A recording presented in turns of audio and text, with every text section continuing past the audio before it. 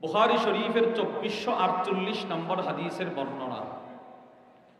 وعن أنس بن مالك رضي الله تعالى عنه قال আনাস ইবনে মালিক রাদিয়াল্লাহু তাআলা আনহু থেকে বর্ণিত, তিনি বলেন, লাম্মা কদিমা আব্দুর রহমান ইবনে আউফ, নবীজির সাহাবী হযরত আব্দুর রহমান ইবনে আউফ যেদিন মক্কা থেকে মদিনায় আসলেন, فآخى النبي صلى الله عليه وسلم بينه وبين سعد بن ربيع, নবীজি আব্দুর রহমান ইবনে আউফকে মদিনার সাদ ইবনে রবির ভাই বানায় দিলেন। সুবহানাল্লাহ। আব্দুর রহমান ইবনে আউফ রাদিয়াল্লাহু তাআলা উনি আসছে মক্কা থেকে, নবীজি তার হাত ধরছে, সাদরে ডাক দিয়া বলে, সাদ, আজকে থেকে আমার আব্দুর রহমান তোমার ভাই, আমি নবীজি বানাই দিলাম। সাদ ইবনে রবি চিন্তা করলেন, নবীজি তারে আমার ভাই বানাইছে, সাথে সাথে দৌড় দিয়া বাড়িতে গেছে। فعرض عليه أن يناصفه أهله وماله, দুইজন বিবি ছিল, একজনকে তালাক দিল, নিজের বাবার যে সম্পদ তার বন্টনে ছিল সবগুলো সম্পদকে সে দুই ভাগে বিভক্ত করলো।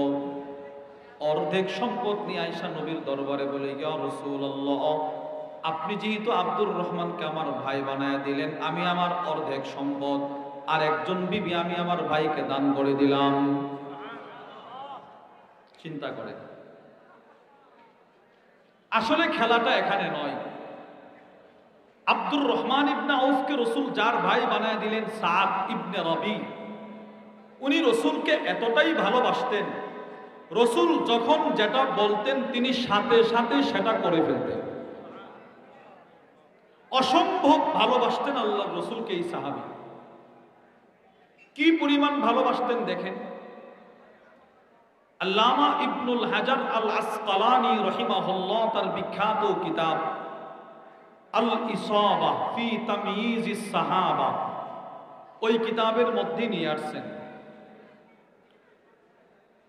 হযরত যায়েদ ইবনে সাবিত বলেন, বাআসানিন নবী সাল্লাল্লাহু আলাইহি ওয়াসাল্লাম ইয়াউমা উহুদ লিতালাবি সাদ ইবনে রবি, উহুদের যুদ্ধ প্রায় শেষ। যায়েদ ইবনে সাবিত বলেন, নবীজি আমাকে উহুদের ময়দানে পাঠাইলেন, এই যায়েদ, দৌড় দিয়া উহুদের ময়দানে যাও। কেন? আমার একজন সাহাবী আছে, নাম তার সাদ ইবনে রবি, ওই যে অর্ধেক সম্পদ নিয়ে আব্দুর রহমানকে দান করে দিতে চাইছিল, তার কথা বলতেছে নবী। যায়েদ, তুমি যুদ্ধের ময়দানে যাও, যুদ্ধের ময়দানে আমার একজন পেয়ারা সাহাবী আছে, সাদ ইবনে রবি, ইন রাআইতাহু ফাআকদিহু মিন্নি আসসালাম, যদি তুমি আমার সাদকে জীবিত পাও তাহলে আমি নবীজির পক্ষ থেকে তুমি তাকে সালাম পৌঁছায় দিবা। সুবহানাল্লাহ বলেন। আপনি একটু চিন্তা করেন, আমরা রাসূলের উম্মত লক্ষ টাকা খরচ করে মদিনায় যায় নবীর একটা রোজার সামনে দাঁড়ায় সালাম দেওয়ার জন্য, আর রাসূল সাহাবাকে বলতেছে তুমি আমার সালাম দিবা ওই সাদকে।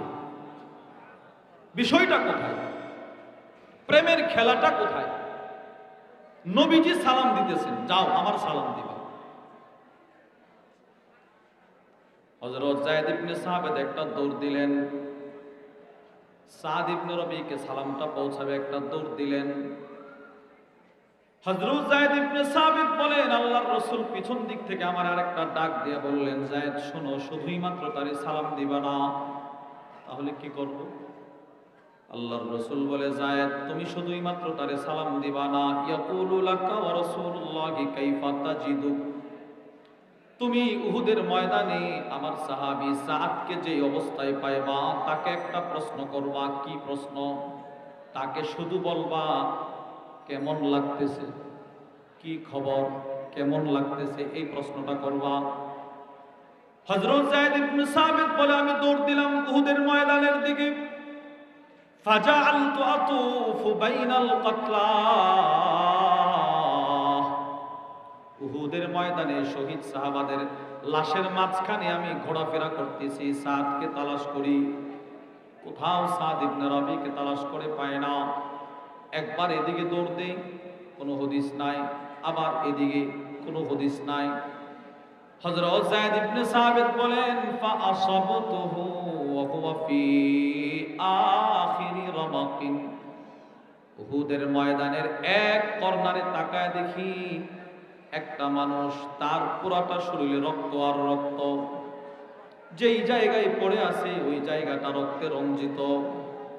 দৌড় দিয়া ওই লোকটার কাছে চলে গেলাম, গিয়ে দেখি তিনি হলেন সাদ ইবনে রবি। কিন্তু যে চিত্রটা আমি দেখলাম, ওয়াবিহি সাবউনা দরবাতান, তাকায় দেখি সাদের শরীরে একটা দুইটা তীর তরবারের আঘাত নয়, 70টা তীর তরবারের আঘাত নিয়ে সাদ মাটিতে গড়াগড়ি করতেছে, রক্ত ঝরতেছে, রক্ত রক্ত, 70টা তীর তরবারের আঘাত। আমি গিয়ে প্রশ্ন করলাম, তুমি কি সাদ? হ্যাঁ আমি সাদ। যদি তুমি সাদ হয়ে থাকো তাহলে শোনো, ইন্না রাসূলুল্লাহি সাল্লাল্লাহু আলাইহি ওয়াসাল্লাম ইয়াকরাউ আলাইকাস সালাম। সাদ, নবীজি তোমারে সালাম দিছে। তুমি যদি সাদ হয়ে থাকো, আল্লাহর রাসূল তোমাকে সালাম দিছে। সুবহানাল্লাহ বলেন। নবীজি তোমারে সালাম দিছে। আপনারা বলেন, 70টা তীর তরবারির আঘাত যখন যার শরীরে থাকে, ওই শরীর থেকে রক্ত কি পরিমাণ খনন হয় বলেন তো? এবার এই পরিমাণ রক্ত বের হওয়ার পরে এই লোকটার মাথার চেঞ্জ কি ঠিক থাকার কথা? আপনারা বলেন। যেই মাত্র বলছে নবীজি সালাম দিছে, যেন সাদ আবার জীবিত হয়ে গেছে। এবার হযরত সাদ যায়েদ ইবনে সাবিতকে বলে, ওয়া আলা রাসূলিল্লাহি আসসালাম ওয়া আলাইকা। ও ভাই যায়েদ, নবীকেও তুমি আমার সালাম দিবা। সুবহান, নবীকেও আমার সালাম দিবা। তুমি যেহেতু সালাম নিয়ে আসছো, তোমার উপরেও সালাম। এই কথা শেষ। হযরত যায়েদ ইবনে সাবিত তার সামনে দাঁড়ানো। হযরত সাদ ইবনে রবি বলে, যায়েদ, শুধুই মাত্র নবীকে আমার সালাম দিবা না, কুল্লাহু ইয়া রাসূলুল্লাহ আজিদু রিহাল জান্নাহ। তুমি আল্লাহর রাসূলকে গিয়ে বলবা, নবীজির প্রেমে 70টা তীর তরবারির আঘাত নিয়ে এই মুহূর্তে আমি উহুদের ময়দান থেকে জান্নাতের সুঘ্রাণ পাইতেছি। এটা নবীরে বলবা। এই হলো সাদ ইবনে রবি, যে রাসূলের ভালোবাসায় 70 তীর তরবারির আঘাত নিয়ে উহুদের ময়দানে। এই সাহাবী নবীরে এতটাই ভালোবাসতেন, কেবলমাত্র নবীজি বলছে, সাদ, আব্দুর রহমান তোমার ভাই, বাস সম্পদ বন্টন করে আয় না বলে, ইয়া রাসূলুল্লাহ, আপনি যেহেতু ভাই বানাইছেন, সে আমার আপন ভাই। ভাই যেমন বাবার সম্পদের অধিকারী হয়, আমিও আমার সম্পদ অর্ধেক তারে দান করে দিলাম। ইসার এই আয়াত থেকে, এই আয়াতের তর্জমাটা আমরা দুইটা হাদিস থেকে পাইলাম। কি পরিমাণ সাহাবারা অন্যকে নিজের উপরে প্রাধান্য দিয়েছে। তো আল্লাহ রাব্বুল আলামিন সূরাতুল হাসরের এই আয়াতে প্রথম প্রকারের ইসারের আলোচনা করছেন। সেটা কি? বান্দাকে বান্দার উপরে প্রাধান্য দেয়া। বলেন বলেন বলেন, বান্দাকে বান্দার উপরে কি দেওয়া? সবাই বলেন, বান্দাকে বান্দার উপর কি দেওয়া? এটা এক নম্বর। 2, আল্লাহকে নিজের উপরে প্রাধান্য দেয়া, অর্থাৎ আল্লাহর বিধানকে নিজের উপরে প্রাধান্য দেয়া। সূরাতু আলে ইমরান 4 নম্বর পারার প্রথম পৃষ্ঠার প্রথম আয়াত। বিসমিল্লাহির রহমানির রহিম। লান তানালুল বিররা হাত্তা তুনফিকু মিম্মা তুহিব্বুন। আল্লাহ রাব্বুল আলামিন বলে, তোমরা ততক্ষণ পর্যন্ত বীর এর নাগাল পাইবা না। বীর কি? সফওয়াতুত তাফাসিরের মধ্যে এসেছে আইলান তুদরিকুল জান্নাহ। কোন মানুষ ততক্ষণ পর্যন্ত জান্নাত পাবে না যতক্ষণ পর্যন্ত না তার পছন্দের জিনিসটা আল্লাহর রাস্তায় খরচ না করবে। আমি আপনি ততক্ষণ পর্যন্ত জান্নাত পাবো না যতক্ষণ পর্যন্ত না নিজের পছন্দের জিনিস আল্লাহর রাস্তায় খরচ না করব। এই আয়াতের ব্যাখ্যায় আল্লামা আব্দুর রহমান ইবনু নাসির আস-সাদি তার বিখ্যাত তাফসীরের কিতাব তাইসিরুল কারীমির রহমান ফি তাফসীর কালামিল মান্নান, ওই কিতাবের মধ্যে লেখেন, মান আসারা মাহাব্বাতাল্লাহ আলা মাহাব্বাতি নাফসি, যে ব্যক্তি আল্লাহর ভালোবাসাকে নিজের ভালোবাসার উপরে প্রাধান্য দিতে পারবে। যে ব্যক্তি কার ভালোবাসাকে, সবাই বলেন না, কার ভালোবাসা?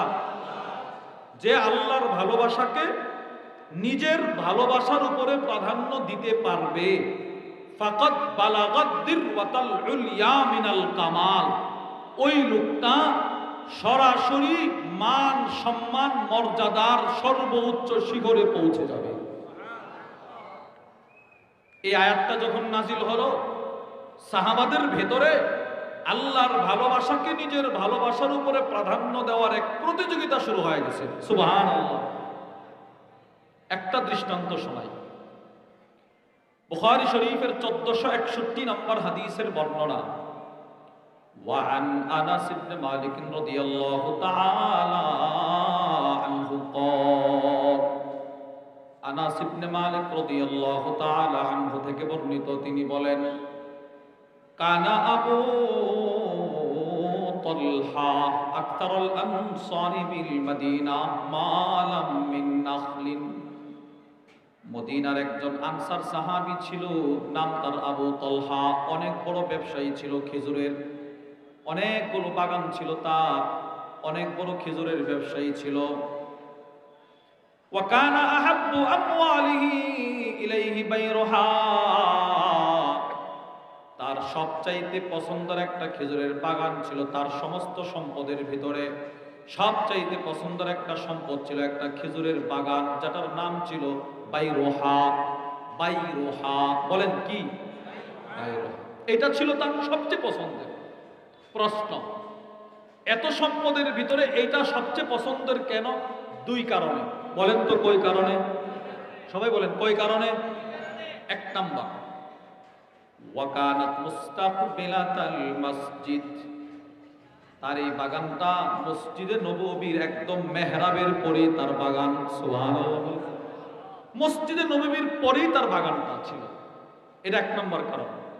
দুই, وكان رسول الله صلى الله عليه وسلم يدخلها ويشرب من ماء فيها طيب, নবীজি কখনো কখনো মসজিদে নববীতে নামাজ পড়ায়া দৌড় দেয় সাহাবীর বাগানে ঢুইকা ওই বাগান থেকে মিষ্টি কুয়া থেকে মিষ্টি পানি পান করতেন। সুবহানাল্লাহ।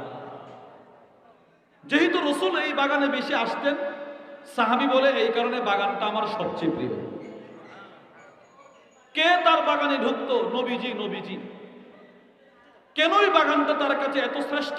ও আমার বাগানে কুল কায়নাতের সর্বশ্রেষ্ঠ মানুষটার আনাগোনা খুব বেশি ছিল।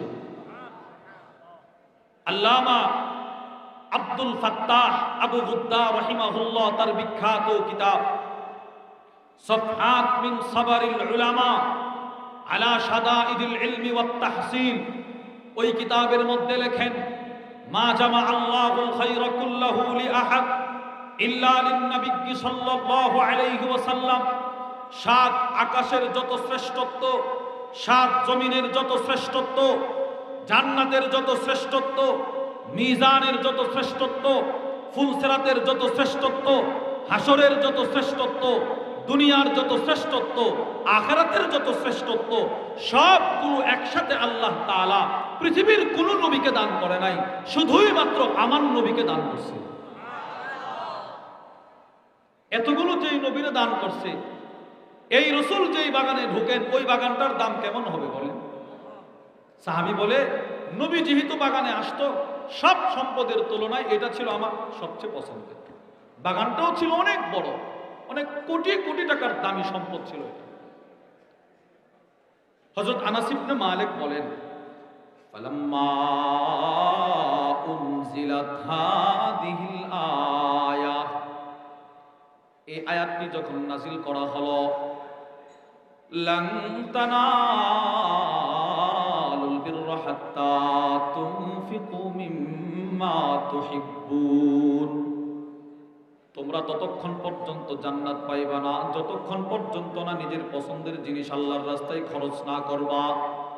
এই আয়াতটি যখন নাজিল করা হলো, কামা আবু তালহা ইলা রাসূলিল্লাহি সাল্লাল্লাহু আলাইহি ওয়াসাল্লাম, হযরত আবু তালহা নবীজির দরবারে দৌড়ায় গেলেন। ফাকালা ইয়া রাসূলুল্লাহ, গিয়ে বলতে লাগলেন, ওগো আল্লাহর রাসূল। কি আবু তালহা? আল্লাহ তাআলা নাকি বলছে পছন্দের জিনিস খরচ না করলে জান্নাত পাবো না। হ্যাঁ বলছে তো। ওগো আল্লাহর নবী, ওয়া ইন্না আহাব্বা আমওয়ালি ইলাইয়া বাইরুহা, আপনি ভালো করে জানেন আমার সবচাইতে পছন্দের বস্তু হচ্ছে এই বাগানটা। আমার রাতও কাটে এই বাগানে, দিন কাটে এই বাগানে, আপনি আসা যাওয়া করেন। নবী গো, পছন্দের জিনিস যদি খরচ না করি জান্নাত পাবো না। আমার এই পছন্দের জিনিসের দরকার নাই, আমার ওই জান্নাতটা বড় দরকার। ওয়া ইন্নাহা সাদাকাতুল লিল্লাহ, আপনি সাক্ষী থাকুন আমি আমার বাগানটা আল্লাহর রাস্তায় সদকা করে দিলাম, এটা আমি দিয়ে দিছি। আল্লাহর রাসূল বলে, না, ইন্নী সামি'তু মা কুলতা, আবু তালহা তুমি যা বলছো আমি শুনছি। ওয়া ইন্নী আরা আন তাজআলাহা ফিল আকরাবিন, আমি মনে করি এই বাগানটা সাধারণভাবে দান না করে তুমি তোমার আত্মীয় স্বজনের ভিতরে বন্টন করে দাও। সুবহানাল্লাহ, এটা তোমার আত্মীয় স্বজনের ভিতরে বন্টন করে দাও। উনি সেই বাগানটা আত্মীয় স্বজনের ভিতরে বন্টন করে দিয়েছে। আপনারা হাদিসটা বুঝে থাকলে বলেন তো, আবু তালহা নিজের ভালোবাসার উপরে কার ভালোবাসাকে প্রাধান্য দিছে? বলেন, কার ভালোবাসাকে? আচ্ছা বলেন, ওনার সবচেয়ে পছন্দের ভালোবাসা কি ছিল? মাশাআল্লাহ, বাগানের নাম কি? এই বাগানের উপরে এবার কার ভালোবাসাকে প্রাধান্য দিছে? এজন্য আল্লামা আব্দুর রহমান ইবনে নাসির আস-সাদি রাহিমাহুল্লাহ তিনি বলেন, কিয়ামত পর্যন্ত যারা নিজের ভালোবাসার উপরে আল্লাহর ভালোবাসাকে প্রাধান্য দিতে পারবে তারাই মৃত্যুর পরে জান্নাতের উঁচু মাকামে থাকবে। আপনি দোকানে, মসজিদের মিনার থেকে আজান আপনার কানে আসতেছে, আজান আসার পরে দোকান বন্ধ করে মসজিদে যাওয়া আল্লাহর ভালোবাসাকে প্রাধান্য দেয়া। হজ ফরজ হওয়ার পর হজ করা আল্লাহর ভালোবাসাকে প্রাধান্য দেয়া। যাকাত ফরজ হওয়ার পর যাকাত দেওয়া আল্লাহর ভালোবাসাকে প্রাধান্য দেয়া। সমস্ত ইবাদতগুলো যথাসময়ে করা আল্লাহর ভালোবাসাকে প্রাধান্য দেয়া। কিয়ামত পর্যন্ত যারা আল্লাহর ভালোবাসাকে নিজের ভালোবাসার উপরে প্রাধান্য দিতে পারবে তারা আবু তালহার সাথে জান্নাতে থাকবে। তো আমি যে প্রাধান্য দেই না, আমি যে আজান করার পরেও দোকানে বসে থাকি, এনে বোঝা গেল আল্লাহর ভালোবাসার উপরে আমার দোকানের ভালোবাসা। এটাই তো আশা নাকি বলেন? মতলব তো এটা দাঁড়ায় যে না, আল্লাহর ভালোবাসার আমার দাম নাই, আমার দোকানের বড় দরকার। আল্লাহ আমাদের সকলকে বুঝ দান করেন, বলেন আমিন। তাহলে দুইটা আয়াত থেকে আমরা বুঝলাম, সূরাতুল হাসরের প্রথম আয়াত থেকে আমরা বুঝলাম অন্যকে নিজের উপরে প্রাধান্য দেয়া। বলেন বলেন, অন্যকে নিজের উপরে। আর সূরাতুল আলী ইমরান থেকে আমরা বুঝলাম আল্লাহর ভালোবাসাকে নিজের ভালোবাসার উপরে কি দেওয়া, এইটাকে বলা হয় ঈসার। বলেন সবাই বলেন, ঈসার। তাহলে আমরা দুইটা আয়াত থেকে এগুলো বুঝলাম। এবার আসেন যাই হাদিসে। রাসূল হাদিসে এই সম্পর্কে কি বললেন? বুখারী শরীফের হাদিসের বর্ণনা, وعن أبي موسى الأشعري رضي الله تعالى عنه قال, হযরত আবু মুসা আল আশআরী রাদিয়াল্লাহু তাআলা আনহু থেকে বর্ণিত, তিনি বলেন, قال النبي صلى الله عليه وسلم, আল্লাহর রাসূল একদিন আশআর গোত্রের সাহাবাদের একটা সিফত নবীজি বর্ণনা করেন। আশআর গোত্রের সমস্ত সাহাবাদের একটা গুণ, একটা বৈশিষ্ট্য নবীজি বর্ণনা করতেছেন সাহাবাদের সামনে। কি সেটা? নবীজি বলে, ইন্নাল আশআরিয়্যিন ইদা আরমালু ফিল গাজ। আল্লাহর রাসূল বলেন, আশার গোত্রের সাহাবারা যখন যুদ্ধের ময়দানে অভাবগ্রস্ত হয়ে পড়ে, খাবার দাবার যখন শেষ হয়ে যায়, আও কাল্লা তুআমু ইয়ালিহিম বিল মাদিনা, অথবা মদিনায় তাদের পরিবারের যখন খাবার শেষ হয়ে যায়, জামাউ মা কানা ইনদাহুম ফি সাওবিন ওয়াহিদ, অবশিষ্ট যেই খাবারগুলো থাকে সেই খাবারগুলো তারা একটা চাদরে একত্রিত করে। সুবহানাল্লাহ বলেন। দৃষ্টান্ত দিয়ে বোঝাই। মনে করেন আশআর গোত্রের সাহাবী ধরে নেন 50 জন। কয়জন? 50। 50 জন পুরুষ সাহাবী যুদ্ধের ময়দানে আছে। 45 জনের খাবার শেষ, যেই খাবার নিয়ে গিয়েছিল সব শেষ হয়ে গেছে, আর 5 জনের খাবার অল্প অল্প করে কিছু বাকি আছে। তো রাসূল বুঝাইতে চাচ্ছেন 5 জনের খাবারটাই তারা একটা চাদর বিছিয়ে ওই চাদরের মধ্যে 5 জনের খাবারটা আবার একত্রিত করে, সুম্মা ইকতাসামুহু বাইনাহুম ফি ইনাইন ওয়াহিদ বিসাবিয়্যা, এই 5 জনের খাবারটা আবার ছোট্ট একটা পাত্র দিয়ে বন্টন করে 50 জনকে দিয়ে দেওয়া হয়। ইচ্ছা করলে পারতো 5 জন ধর এদেরকে দিব না, আমরা আমাদেরটা খাবো না। রাসূল বলে তারা এতটাই ইসারের সিফতে গুণী, 5 জনের খাবারটা আবার অল্প অল্প করে বন্টন করে 50 জন নিয়ে যায়। এটা হলো যুদ্ধের ময়দানে। পরিবার যে রেখে গেল মদিনায়, মহিলারা, এদেরও যখন খাবার শেষ হয়ে যায়, 50 ঘরের খাবার শেষ, 2-4টা ঘরে কিছু খাবার আছে, ওই 2-4 ঘরের খাবারগুলো তারা আবার একটা কাপড়ে একত্রিত করে, এইটা আবার 50টা ঘর বন্টন করে নিয়ে যায়। সুবহানাল্লাহ বলবেন না? এটা হচ্ছে আশআর গোত্রের গুণ, সিফত, বৈশিষ্ট্য। নবীজি এটা বলার পরে এই সিফতের কারণে এদের একটা পুরস্কার নবীজি হাদিসে দিয়েছে। পুরস্কারটা কি জানেন? আল্লাহর রাসূল বলেন, ফাহুম মিন্নি ওয়া আনা মিনহুম, এই সিফতটা থাকার কারণে আশআর গোত্রের সাহাবারা আমার, আমি তাদের। সুবহানাল্লাহ। দুনিয়াতেও তারা আমার, আমি তাদের, আখিরাতেও তারা আমার, আমি তাদের। সুবহানাল্লাহ বলেন। এই একটা সিফত। তাহলে এই হাদিসে আমরা পাইলাম সাহাবারা অন্যকে নিজের উপরে প্রাধান্য দিয়েছে কিনা বলেন। এই হাদিসটা রাসূল এই বক্তব্যটা দেওয়ার উদ্দেশ্য কি? আমাদেরকে বিষয়টার প্রতি উদ্বুদ্ধ করেছেন। সুবহানাল্লাহ। 2 নম্বর হাদিস, বুখারী শরীফের বর্ণনা। وعن أبي هريرة رضي الله تعالى عنه قال, আবু হুরায়রা রাদিয়াল্লাহু তাআলা আনহু থেকে বর্ণিত, আল্লাহর রাসূল বলেন, قال النبي صلى الله عليه وسلم, আল্লাহর নবীজি বলেন, তুআমুল ইসনাইন কাফিস সালাসা, আল্লাহর নবী বলেন 2 জনের খাবার 3 জনের জন্য যথেষ্ট। সুবহানাল্লাহ বলেন। আপনারা বলেন 2 জনের খাবার কয়জনের জন্য যথেষ্ট?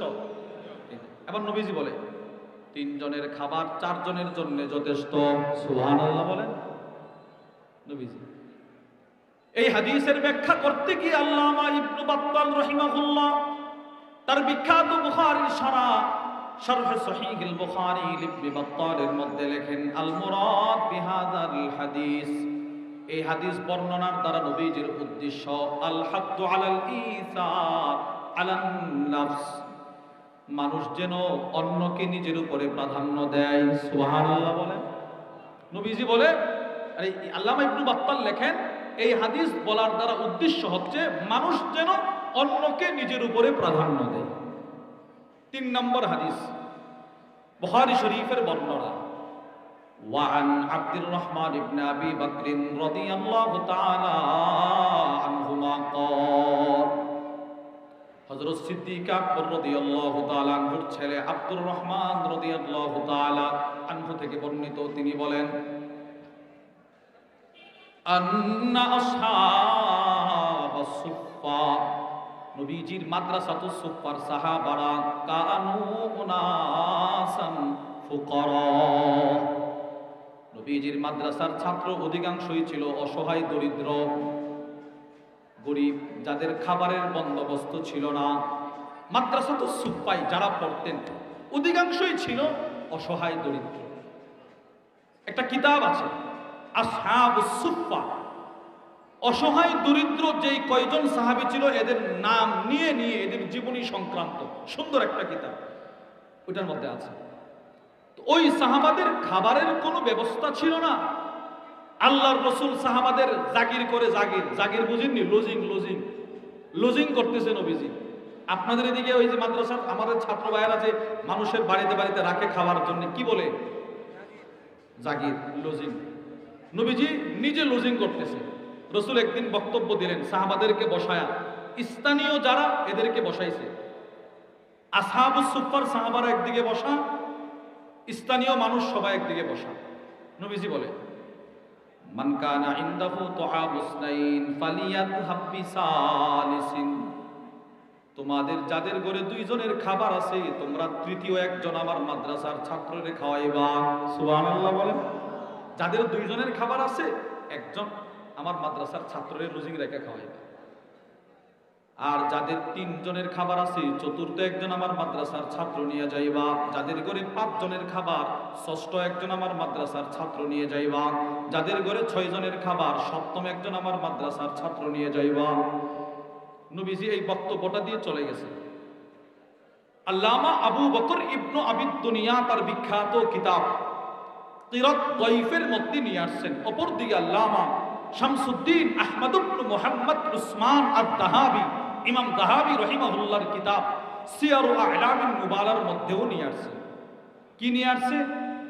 কানা আহলুস সুফফা ইদা আমসাউ, সুফফার সাহাবারা যখন সন্ধ্যা করলো, সন্ধ্যা, ইনতালাকার রাজুল বির রাজুল ওয়ার রাজুলু বির রাজুলাইন ওয়ার রাজুলু বিল খামসা, ওই জন্য বেশি বয়ান করছে, 2 জন থাকলে একজন নিয়ে যাইবা, 3 জনের থাকলে একজন নিয়ে যাইবা। মদিনার স্থানীয় সাহাবারা কেউ আইসা একজন সাহাবীরে নিয়ে যায় লজিং হিসাবে, কেউ আইসা 2 জন, কেউ আইসা 5 জন। কিন্তু নবীজির একজন দামি সাহাবী ছিলেন, ওয়া আম্মা সা'দ ইবনে উবাদা ফাইন্নাহু কানা ইয়ানতালিকু বিসামানিনা কুল্লা লাইলা। একজন সাহাবী নাম তার সা'দ ইবনে উবাদা, তিনি প্রতি রাত্রে আয়েশা 80 জন সাহাবীকে মেহমানদারি করার জন্য নিয়ে যাইতেন। কয়জন সাহাবী? বলেন বলেন কয়জন? আপনি একটু চিন্তা করেন, প্রতি রাত্রে যেই সাহাবী 80 জনকে মেহমানদারি করাইতেন, এই সাহাবী নিজের উপরে মানুষকে কি পরিমাণ প্রাধান্য দিয়েছে একটু চিন্তা করেন। কি পরিমাণ মেহমানদারি করছে প্রত্যেক রাত্রে 80 জন সাহাবী, কুল্লা ইয়াউম, প্রতিদিন প্রতি রাত্রে। শুধুই মাত্র এই 80 জনকে খাবার খাওয়াই শেষ না। আল্লামা আবু বকর ইবনে আবিদ দুনিয়া তার কিতাব কিরাত দাইফের মধ্যে লেখেন, হযরত সা'দ ইবনে উবাদা নিজের ঘরের ছাদে দাঁড়াইছে। ছাদে দাঁড়ায়া একটা ছোট্ট ভাষণ দিছে। কি ভাষণ? তিনি বলে, মান আহাব্বা শাহমান ওয়া লাহমা ফালিয়াতি সা'দ ইবনে উবাদা, আমার প্রতিবেশী তোমরা যারা আছো, তোমরা যারা সপ্তাহের পর সপ্তাহ চলে গেল, গোশত খাইতে পারো না, ভালো খাবার খাইতে পারো না, অসহায় যারা আছো, তোমাদের জন্য আমি সা'দ ইবনে উবাদার ঘরের দরজা 24 ঘন্টা খোলা আছে। আসো, যে কোনো সময় তুমি আসবা, খায়া যাইবা। এই সা'দ ইবনে উবাদা পৃথিবীর ইতিহাসে এমন একজন সাহাবী, আল্লাহর রাসূল মক্কা থেকে হিজরত করে মদিনায় যাওয়ার পর নবীজির লজিং ছিল এই সাহাবীর ঘরে। ইমাম শামসুদ্দিন যাহাবী রাহিমাহুল্লাহ তার বিখ্যাত কিতাব সিয়ারু আ'লামিন নুবালার মধ্যে লেখেন, হযরত সা'দ ইবনে উবাদা সব সময় ছোট্ট একটা প্লেট, খাবারের প্লেট হাতে নিয়ে বলতেন, আমার এই প্লেটটা রাসূলের সব বিবিদের ঘরে ঘোরাফেরা করছে। নবীজি যখন যেই বিবির ঘরে, সা'দ ইবনে উবাদার খাবার তখন পৌঁছে যেত সেই বিবির ঘরে। 3টা হাদিস আপনাদেরকে বললাম। 3টা হাদিস থেকে আমরা কি বুঝলাম? রাসূল আমাদেরকে ইথার যেন কি, অন্যকে নিজের উপরে কি দেওয়া, এটার প্রতি রাসূল আমাদেরকে উদ্বুদ্ধ করছে কিনা বলেন। 4 নম্বর হাদিস মুসলিম শরীফের বর্ণনা, ওয়া আন আয়েশা রাদিয়াল্লাহু তাআলা আনহা ক্বালাত, আম্মা জানা আয়েশা আস-সিদ্দিকা রাদিয়াল্লাহু তাআলা আনহা থেকে বর্ণিত, তিনি বলেন, জাআতনি মিসকিনা। আম্মা জানা আয়েশা বলে, একদিন আমার ঘরে একটা অসহায় মহিলা আসছে, দরিদ্র মহিলা। ওয়া তাহমিলু ইবনাতাইনি লাহা, মহিলাটার দুই কোলে দুইটা দুধের কন্যা সন্তান, দুই কোলে দুইটা ছোট ছোট। মহিলাটা এসে বলে, আম্মা জান, কয়েকদিন হয়ে গেল আমার পেটে কোনো খাবার নাই। আমার পেটে খাবার নাই মানে আমার বুকে দুধ নাই, আমার বুকে দুধ নাই মানে বাচ্চাগুলোরও কোনো খাবার নাই। কোনো খাবার থাকলে আমার একটু দিয়ে সহযোগিতা করেন। আম্মা জান আয়েশা বলে, আমার ঘরে কোনো খাবার ছিল না, 3টা খেজুর ছাড়া। ফাআতআমতুহা সালাসাত তামারাত, আমার ঘরে যে 3টা খেজুর ছিল, 3টা খেজুর আমি মহিলাটাকে দান করে দিলাম। এই দেখেন, প্রথম ইসার আম্মা জান আয়েশা আস-সিদ্দিকা রাদিয়াল্লাহু তাআলা আনহার পক্ষ থেকে প্রকাশ পাইছে। ঘরে যেই খাবারটা ছিল সেই খাবারটাই মহিলাটাকে দিয়ে দিয়েছে। তাহলে আমাদের আম্মা জান নিজের উপরে এই 3জনকে প্রাধান্য দিছে কিনা বলেন, আপনারা বলেন দিছে কিনা? এবার মারে 3টা খেজুর দিছে, মাকে। এবার মা 3টা খেজুর হাতে নিছে। ফাআতাত কুল্লা ওয়াহিদাতিন মিনহুমা তামরাতান, মা 3টা খেজুরের 2টা খেজুর 2টা মেয়েরে বন্টন করে দিয়ে দিল। নাও মা, তুমি খাও, তুমি খাও। মার হাতে একটা রাখছে, মায়ের বন্টন একটা, 2 মেয়েরে 2টা দিয়ে দিছে। দুটা মেয়ে তাদের খেজুরগুলো খাইতে শুরু করলো। আম্মা জান আয়েশা বলেন, আমি দরজায় দাঁড়ায় দাঁড়ায় মার ঘটনাটা দেখলাম। কি করে মা? ওয়ারাফাআত ইলা ফিহা তামরাতান লিতাকুলাহা, 2 মেয়ে 2 জনের খেজুর চাবায়া চাবায়া খায়। মার বন্টনের খেজুরটা মা খাওয়ার জন্য মুখের দিকে উঠাইল। মেয়েরা মেয়েদের খেজুর খায়, মা মায়ের খেজুরটা খাওয়ার জন্য মুখের দিকে উত্তোলন করলো। যেই মাত্র মা মায়ের খেজুরটা খেয়ে ফেলবে, ঠিক সে সময় আম্মা জান আয়েশা বলেন, ফাস্তাতাআমাতহা ইবনাতাহা, 2 কুল থেকে 2টা মেয়ে তাদের খেজুরগুলো খায়া শেষ করে একসাথে 2 জনে হাত বাড়ায় বলে, মা তোমার খেজুরটাও আমাদেরকে দিয়ে দাও। এটাও দিয়ে দেন। এটা তো বলতে পারে না, মার দিকে হাত বাড়াইতেছে, এটাও দিয়ে দেন। বলেন তো এই অবস্থায় মা কেমনে খাবে? আম্মা জান আয়েশা বলে, আমি তাকায় রইছি, তাকায় দেখি ফাশাক্কাতিত তামার আল্লাতী কানাত তুরিদু আন তাকুলাহা, যেই খেজুরটা মা খাওয়ার জন্য মুখের দিকে উঠিয়েছিল সেই খেজুরটাও মা 2 ভাগে বিভক্ত করে 2টা মেয়েরে খাওয়ায় দিল। মা 2 জনকে নিজের উপরে প্রাধান্য দিল। এবার মা চোখের পানি ছেড়ে ছেড়ে আম্মা জান আয়েশার ঘর থেকে চলে যায়। 2টা বাচ্চার চোখের আর পানি নাই, তাদের মুখে হাসি চলে আসছে, পেট ভরে গেছে, মায়ের পেটে খাবার নাই, মা চলে যায়। আম্মা জান আয়েশা আস-সিদ্দিকা রাদিয়াল্লাহু তাআলা আনহা বলেন, ফাযাকারতুল্লাযী সানাআত লিরাসূলিল্লাহি সাল্লাল্লাহু আলাইহি ওয়াসাল্লাম, আমি নবীজির কাছে মহিলার পুরা ঘটনা বর্ণনা করলাম। রাসূল যখন আমার ঘরে আসলেন, আমি নবীরে বলছি, নবী গো, একটা অসহায় মহিলা 2টা মেয়ে নিয়ে আসছে, 3টা খেজুর ছিল, দিয়ে দিলাম, মা খায় নাই, সন্তানরে খাওয়ায় দিল। আল্লাহর রাসূল বলে, আয়েশা গো, ওই মহিলাটার সাথে যদি তোমার আবার কখনো সাক্ষাৎ হয়, তুমি ওই মহিলাটাকে বলে দিবা, ইন্নাল্লাহা ক্বাদ আওজাবা লাহা বিহাল জান্নাহ, সে যে তার 2টা মেয়েকে নিজের উপরে প্রাধান্য দিয়েছে, এর কারণে আল্লাহ ওই মার জন্য জান্নাত ওয়াজিব করে দিয়েছে। এই হাদিস থেকেও আমরা কি বুঝলাম? ইসারের প্রতি আল্লাহর রাসূল আমাদেরকে উদ্বুদ্ধ করছে কিনা বলেন? কি কিছু বুঝছেন আপনারা?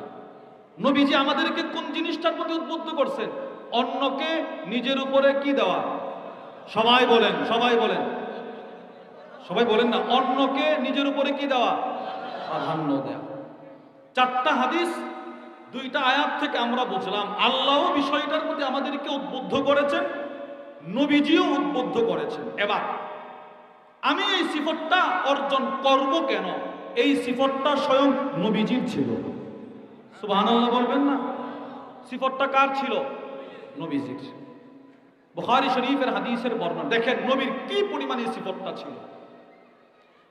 وعن سهل بن سعد الساعدي رضي الله تعالى عنه قال হযরত সাহল ইবনে সাদ থেকে বর্ণিত তিনি বলেন জাআত ইমরাআতুন বিবুরদাহ ইলা রাসূলিল্লাহ সাল্লাল্লাহু আলাইহি ওয়াসাল্লাম, এক মহিলা নবীজির কাছে একটা সুন্দর চাদর নিয়ে আসছে, চাদর, সুন্দর একটা চাদর।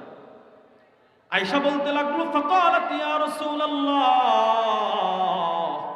ওগো আল্লাহর নবী, ইন্নী নাসাজতু হাদিহি বিয়াদি, এই চাদরটা আমি মহিলা মানুষ রাতে দিনে কষ্ট করে আপনার জন্য বানিয়েছি, আপনি গ্রহণ করলে আমি বড় খুশি হব। ফাআখাযাহা নবী সাল্লাল্লাহু আলাইহি ওয়াসাল্লাম মুহতাজান ইলাইহা, নবীজির খুব প্রয়োজন এই একটা মনোভাব দেখায়া নবীজি মহিলার কাছ থেকে চাদরটা গ্রহণ করছে। আসলে কিন্তু নবীজির প্রয়োজন ছিল না, রাসূল এমন ভাবে গ্রহণ করছে যেন মহিলার দিলটা খুশি হয়ে যায়, গ্রহণ করছে। মহিলার দিলের তামান্না নবীজি চাদরটা পরিধান করো, রাসূল চাদরটা পরিধান করলেন। সাহাবারা বলে আমরা বসা। সুম্মা খারাজা ইলাইনা রাসূলুল্লাহ সাল্লাল্লাহু আলাইহি ওয়াসাল্লাম ওয়া ইন্নাহা ইজারু, নবীজি চাদরটা পরিধান করে সাহাবাদের মজমায় আসলেন। এক সাহাবী দাঁড়ায় বলে ইয়া রাসূলুল্লাহ, আমি অসহায় মানুষ, আমার কোনো শীতের কাপড় নাই, বস্ত্র নাই, আপনি এই চাদরটা আমারে দেয়ালান, হাদিয়া দেন। আল্লাহর রাসূল সাথে সাথে বললেন সাহাবী ঠিক আছে, চাদরটা আমি তোমাকে হাদিয়া দিয়ে দিব, চাদরটা তোমাকে হাদিয়া দিয়ে দিব। ফারাজা, নবীজি কথাটা বলেই নিজের ঘরে চলে গেলেন। ফাতাওয়াহা, রাসূল নিজের ঘরে গিয়ে চাদরটা খুলে নিজের হাতে ভাঁজ করলেন। তুম্মা আরসালা বিহা ইলাই, ওই সাহাবীর কাছে নবীজি চাদরটা হাদিয়া পাঠায়া দিলেন। চিন্তা করেন, নতুন চাদর, নতুন, একদম নতুন, মাত্র রাসূল পরে মজমায় আসছে, সাহাবী চাইছে নবীজি দিয়ে দিয়েছে। নতুন জিনিস কাউকে হাদিয়া দিয়ে দেওয়া এটাও রাসূলের একটা সুন্নত, এটা অনেকে দেয় না, আমরা দেই কোনটা জানেন? পড়তে পড়তে পরিধান করতে করতে একদম আর শরীরে ফিট হয় না, লাগে না, লাগে না, মিচিং হয় না, বাস একজন ফকিরে দিয়ে দিও, এতিমরে দিয়ে দিও না। যদি দিতেও হয় এমন জিনিসটা দেওয়া যাতে করে যিনি পাইবেন তার দিল যেন খুশি হয়ে যায়। হ্যাঁ, আমাদের অনেক ওলামাদের ভিতরে, অনেক মানুষ, মুসল্লি, অনেক জনসাধারণের ভিতরে এই সিফতটা আছে না, নতুন জিনিসটা মানুষরা হাদিয়া দিয়ে দেয়। মানে দৃষ্টান্ত স্বরূপ আপনাদেরকে একটু বলতেছি, আমি লক্ষ্মীপুর গেছি মাহফিলে, আমাদের হযরত ওয়ালা হাকিমুন নফস আল্লামা মুফতি মুশতাকুন নবী কাসিমি হাফিজাহুল্লাহ হুজুর যে মসজিদে জুমার নামাজ পড়ান লক্ষ্মীপুর, ওই মসজিদের পাশেই গেঞ্জিহাটা একটা বিশাল মাহফিল হয়। ওখানে একজন ভাই আছেন জহির ভাই, হুজুরের খুব মহব্বতের মানুষ, খুব ভালোবাসে হুজুর। ওনার একটা কাপড়ের দোকান আছে, উনি আমারে একটা কোটি হাদিয়া দিতেছে। তাই আমি বললাম যে ভাই আমার আছে, আমার দরকার, হুজুরের দিয়ে। উনি আমারে কি বলছে জানেন? উনি বলে না, আমরা হুজুরের হাদিয়া দেই না। আরে কেন? তো হুজুরের আমরা এত মহব্বত করে, আউশ করে, আমাদের ব্রাহ্মণবাড়ির গ্রাম্য ভাষায় বলে আউশ করে হাদিয়াটা দেই, মানে হুজুরের মহব্বত করে একটা দামি জিনিস দেই, পরের দিন দেখি এটা আরেকজনের শরীরে, হুজুর আরেকজনের হাদিয়া দেয়। যার দৃষ্টান্ত আমি নিজে দেখছি। হযরতের একটা মাদ্রাসা আছে সিলেট, মাদ্রাসায়ে ইসলামিয়া দারুল উলুম শাহপরান, অনেক বড় একটা মাদ্রাসা। ওখানে ইসলাহি মজলিস হয় প্রতি ইংরেজি মাসের তৃতীয় শনিবার, ওখানে আমাদের যাওয়ারও সৌভাগ্য হয়। ওখানে একজন ব্যক্তি লন্ডন থেকে সুন্দর একটা শীতের জামা হুজুরে হাদিয়া দিছে, হযরতকে, শায়েখরে হাদিয়া দিছে। হুজুরে ওখানে প্রোগ্রাম শেষ করে ভৈরব আসবে, আমি খুব রিকোয়েস্ট করে, খুব জোর করে আমাদের বাড়িতে নিয়ে আসছি। হুজুর বিশ রোডের সাথে আমাদের বাড়ি, রাতটা আমাদের এখানে অবস্থান করে সকালে বা জোহরের পরে ওখানে যায়। হুজুরও সম্মতি দিছে, হুজুর বাড়িতে আসলেন, রাত 3টায় আসছে, ফজরের নামাজ মসজিদে গিয়ে পড়ছেন, আমরা পড়ছি। নামাজের পরে আমার আব্বা আসছে হুজুরের সাথে সাক্ষাৎ করার জন্য। হুজুরের শরীরে সুন্দর ওই শীতের বস্ত্র কাপড়টা, জাম্পার। হুজুর এটা খইলা আব্বারে বলে যে হুজুর এটা আমারে লন্ডন থেকে একটু খুব মহাব্বত করে আয়না দিছে, নিজে পড়ায়া, আমি যেন পড়ি। আমি এটা পড়ছি, রাত্রে পড়ে আসছি, এখন এটা আমি আপনাকে হাদিয়া দিয়ে দিলাম। এই যে একটা সিফত, নববী সিফত। এটা নতুন জিনিস মানুষ কি শুধু আমাদের হযরত নয়, অনেক ওলামা ইকরাম, অনেক মানুষ আছে যাদের ভিতরে এই সিফতটা আছে। আল্লাহ আমাদের সকলকে ওই এই সিফতে গুণান্বিত হওয়ার তৌফিক দান করেন, বলেন আমিন। তো রাসূলুল্লাহ সাল্লাল্লাহু আলাইহি সাল্লাম চাদরটা সাহাবীরে দিয়ে দিয়েছে। সাহাবী তো চাদর পায়া খুশি, কি যে খুশি, সব সাহাবারা তাকে তিরস্কার শুরু করছে। মা আহসানতা, না তুমি কাজটা ঠিক করো না। তাই বেটা, নবীর কাছে মাত্র হাদিয়া আসছে, তুই তো 2-4 দিন পরেও চাইতে পারতি, আসতে আর তুই চায়া বসলি, কাজটা ঠিক করো না, কাজটা তুমি ভালো করো নাই। সব সাহাবারা ওনারে বলতেছে। এখনের কথাটা শোনেন, সব সাহাবারা একসাথে এই সাহাবীর একটা বক্তব্য শোনাইছে। কি বক্তব্য? ক্বালু, সব সাহাবারা বলল, লাকাদ আলিমতা আন্নাহু লা ইয়ারুদ্দু সাইলা, তুমি ভালো করে জানো নবীজির কাছে যখন কেউ কিছু চায় নবীজি কখনো ফিরিয়ে দেন না। সুবহানাল্লাহ। যে যখন যা চাই নবীজি সাথে সাথে সেটা দিয়ে দেন। কি পরিমাণ যে রাসূল দিতে পারে আপনি কল্পনাও করতে পারবেন না। মুসলিম শরীফের 2311 নম্বর হাদিসের বর্ণনা আনাস ইবনে মালিক থেকে বর্ণিত। وعن أنس بن مالك رضي الله تعالى عنه قال, আনাস ইবনে মালিক রাদিয়াল্লাহু তাআলা আনহু থেকে বর্ণিত, তিনি বলেন, আন্না রাজুলান সাআলান নবী সাল্লাল্লাহু আলাইহি ওয়াসাল্লাম গনামান বাইনা জাবালাইন, এক ব্যক্তি নবীজির কাছে এসে বলে, ইয়া রাসূলুল্লাহ, আমাকে 2টা পাহাড়ের মাঝখানে যেই পরিমাণ বকরির জায়গা হয় সেই পরিমাণ বকরি আপনি আমারে দান করেন, এখন দান করেন। সব সাহাবারা তাজ্জব, কি রে পাগলে বলে কি 2টা পাহাড়ের মাঝখানে যেই পরিমাণ বকরির জায়গা তারে সেই পরিমাণ দান করতে? সাহাবারা নবীজির দিকে তাকায় আছে। আনাস ইবনে মালিক বলেন, ফাআতাহু ইয়্যা, নবীজি তাকে সেই পরিমাণ বকরি দান করে দিলেন। সুবহানাল্লাহ বলবেন না? সেই পরিমাণ বকরি দান করে দিয়েছে। আজীব। এই হাদিসের ব্যাখ্যায় আল্লামা মুহাম্মদ ইবনে সালেহ আল উসাইমিন তার বিখ্যাত মুসলিম শরীফের শরহ সহিহ মুসলিম ইবনে উসাইমিনের মধ্যে লেখেন, এতগুলো বকরি নবীজি ওই সাহাবীরা দান করছে যে বকরিগুলো যদি একটার মাথায় আরেকটা রাখা হতো 2টা পাহাড়ের উচ্চতা যেই পরিমাণ বকরির সংখ্যা সেই পরিমাণ হয়ে যেত। এই কথাটাই সাহাবারা বলতেছে, লাকাদ আলিমতা আন্নাহু লা ইয়ারুদ্দু সাইলা, তুমি জানো না, তুমি তো নিশ্চিত জানো রাসূলের কাছে যখন যে যা চাই নবীজি দিয়ে দেয়, তুই চাইলি কেন? সবাই তারে, যিনি চাদর চাইছে তারে বলতেছে এই কথাগুলো। এবার যিনি চাদরটা নিছে তার বক্তব্য, এই সাহাবী চোখের পানি ছেড়ে দিয়ে বলে, ওয়াল্লাহি মা সাআলতুহু ইল্লা লিতাকুনা কাফানি ইয়াউমা আমুত। ও সাহাবারা, আমি আল্লাহ রাসূলের চাদরটা এই জন্য চাই নাই যে শীতের রাত্রিতে চাদরটা পরিধান করে হাঁটবো, এই জন্য চাই নাই। কেন চাইলা? সাহাবারা শোনো, পৃথিবীর সব মানুষ দুনিয়াতে চিরজীবনের জন্য আসে নাই, সবাই একদিন না একদিন অন্ধকার কবরে চলে যাবে, আমারও একদিন মরণ হয়ে যাবে। আমার মৃত্যুর পূর্বে আমি আমার পরিবারকে ওসিয়ত করে যাব, যেদিন আমার মরণ হয়ে যাবে নবীজি যে চাদরটা আমাকে হাদিয়া দিয়েছেন, যে চাদরটা রাসূলের শরীরে পরিধান করা হয়েছে, সেই চাদরটা যেন আমার মৃত্যুর পরে আমার কাফনের কাপড় বানানো হয়, এই চাদরটা দিয়ে যেন আমার শরীরটা পেঁচায় কবরে রাখা হয়। হাদিস বর্ণনাকারী সাহাল ইবনে সাদ বলেন, ফাকানাত কাফানাহু, সাহাবী যেদিন মারা গেলেন সেদিন সাহাবীর কবরে আমি গিয়ে দেখি তার শরীরে রাসূলের হাদিয়ার চাদরটা ছিল শেষ কাপড়, নবীজির চাদরটা ছিল শেষ কাপড়ের কাপড়। তাহলে রাসূলের ভিতরেও ইথার ছিল কিনা বলেন? দেখেন নাই সাহাবী চাইছে নতুন চাদর দিয়ে দিয়েছে, ইথার নবীজির ভিতরেও ছিল। এই ইথার সাহাবাদের ভিতরেও ছিল, পর্যায়ক্রমে এই ইথারটা আমাদের উলামাদের ভিতরেও চলে আসছে। সালফে সালেহিন বুজুর্গানে দিন যারা ছিলেন সকলের ভিতরে এই ইথার ছিল। সলফে সালেহিনদের ভিতরে কি পরিমাণ ছিল আপনি শুনলে আশ্চর্য হবেন। আল্লামা ইবনু সাদ তার বিখ্যাত কিতাব আত-তাবাকাতুল কুবরার মধ্যে নিয়ে আসছেন উলামাদের ভিতরে কি পরিমাণ ইসার ছিল। আন্নাল হাজ্জাজ ইবনে ইউসুফ তলাবা ইব্রাহিম আন-নাখইয়া, ইব্রাহিম নাখীকে গ্রেফতার করার জন্য হাজ্জাজ ইবনে ইউসুফ পুলিশ পাঠাইছে। পুলিশ, যাও ইব্রাহিম নাখীকে গ্রেফতার করে নিয়ে আসো। ইব্রাহিম নাখী অনেক বড় আলেম, উনার জমানাতে আরেকজন আলেম ছিলেন, নাম ইব্রাহিম আত-তাইমি।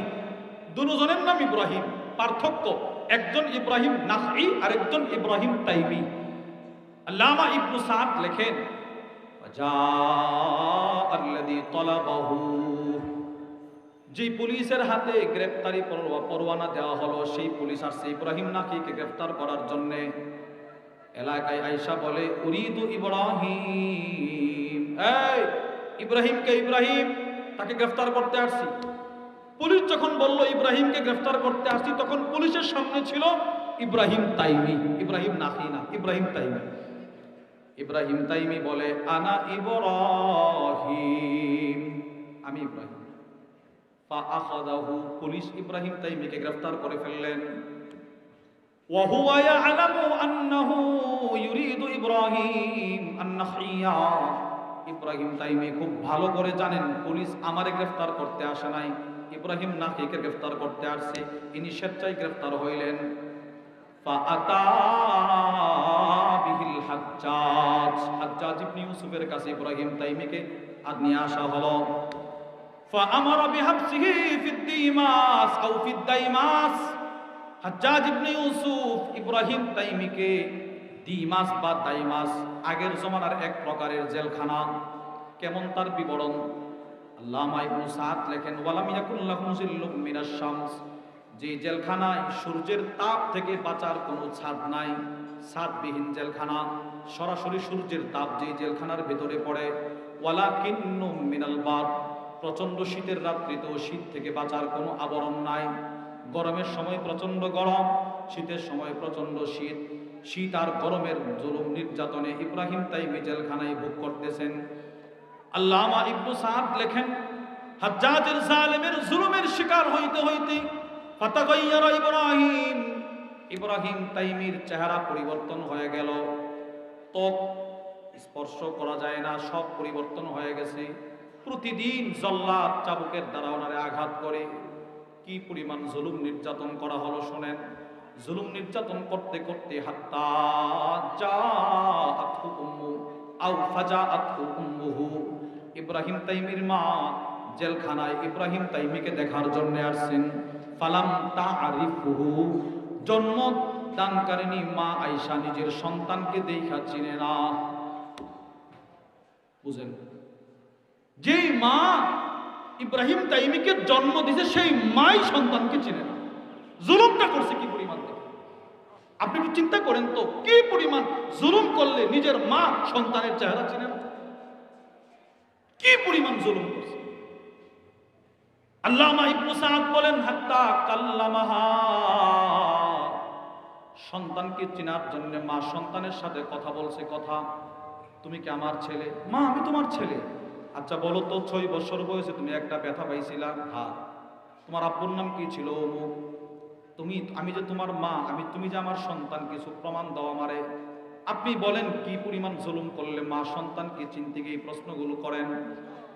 এবার মা সন্তানকে বলে, ইব্রাহিম, তোরে আমি পেটে নিছি, আমি জানি তোর কোনো অপরাধ নাই, তুই এমন কোনো অপরাধ করস নাই যে জেলখানায় তোরে পড়তে হবে, মরতে হবে, তুই কেন জেলখানায় আসলি বাবা?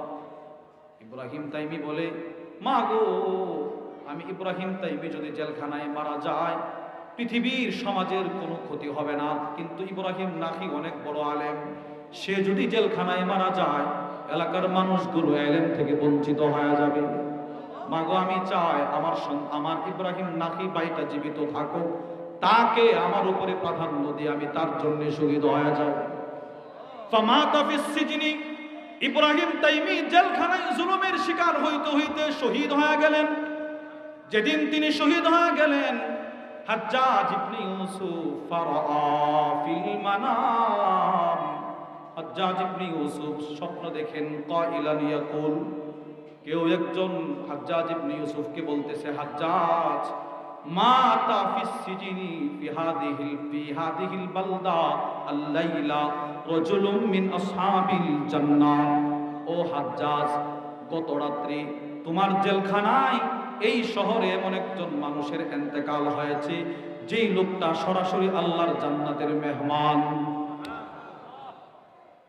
দেখেন, নিজের উপরে অন্যরে প্রাধান্য দিয়েছে, নির্দোষ না, আমি মারা যাব, আমার চাইতে বড় আলেম উনি যদি পৃথিবীতে জীবিত থাকে মানুষের কল্যাণ হবে, আমি একজন সদর বদর মানুষ, আমার দ্বারা মানুষের কোনো কল্যাণ হবে না, আমার ভাইটা থাকো, আমি শহীদ হয়ে যাব। এই হলো সিফত ইসান, এই হলো ইসান, অন্যকে নিজের উপরে প্রাধান্য দিছে। এই জন্য আপনারা মনে রাখবেন, মুসলমান এমন এক জাতি যারা সব সময় অন্যকে নিজের উপরে প্রাধান্য দিতে অভ্যস্ত। মুসলমান সব সময় একজনের খাবার দুইজন খেয়ে অভ্যস্ত আছে, দুইজনের খাবার তিনজন খেয়ে অভ্যস্ত আছে, চারজনের খাবার সাতজন খেয়ে অভ্যস্ত আছে। যেই জাতি একজনের খাবার তিনজন খাইতে পারে, ওই জাতিকে বর্ডার বন্ধ করে পিএইচডি বানা, এই ভয় দেখায় লাভ নাই, লাভ নাই। আমরা একজন দুইজনের খাবার খাইতে পারি, তোমরা না দিলে কি হবে? তোমরা যদি আমাদের জন্য বর্ডারের চিনি বন্ধ করে দাও, পেঁয়াজ বন্ধ করে দাও, আমরা তোমাদেরকে শুনিয়ে দিচ্ছি, এরপরেও আমরা তোমাদের জাতি ভাই হিন্দুদের সাথে আমাদের কোনো দুশ্মনী হবে না। আমরা যেমন অতীত জীবনে হিন্দু মুসলমান যেমন কাঁধে কাঁধ নিয়ে চলেছি, ভবিষ্যতেও চলবো। তবে হ্যাঁ, ইসকনের মতো উগ্র সন্ত্রাসীদের সাথে আমাদের কোনো আপোষ চলবে না।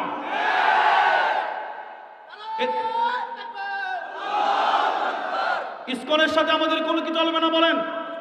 এই মুসলমান শোনেন, আমাদের হাজার হাজার উলামা ইকরামকে দিনের পর দিন, মাসের পর মাস, বছরের পর বছর নিরপরাধে বিনা অপরাধে জেলখানায় বন্দী করা হয়েছিল।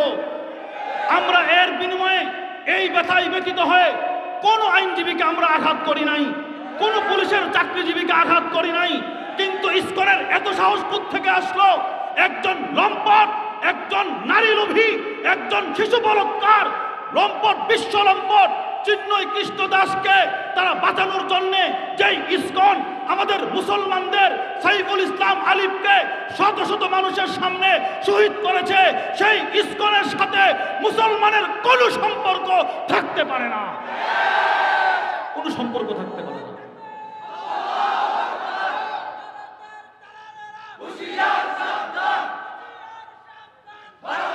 স্পষ্ট ভাষায় আমরা বলে দিতে চাই, যতদিন না পর্যন্ত আমাদের মুসলিম ভাই অ্যাডভোকেট সাইফুল ইসলাম আলিফের হত্যাকারীর বিচার না হবে, ততদিন পর্যন্ত ইসকন আর ভারতের সাথে আমাদের কোনো সম্পর্ক থাকবে না। ফেনীর মুসলমান অতীত জীবনে যেমন আমাদের এই বাংলাদেশের সার্বভৌমত্ব রক্ষার জন্য হাজার হাজার মানুষ নিজের রক্ত দিয়ে এই দেশকে স্বাধীন করেছে, যদি আবার নিজের ভূখণ্ড সার্বভৌমত্ব রক্ষার জন্য আবার যদি স্বাধীনতার ডাক আসে, যুদ্ধের ডাক আসে, কারা কারা নিজের দেশকে বাঁচানোর জন্য যুদ্ধে নামতে প্রস্তুত দেখতে চায়?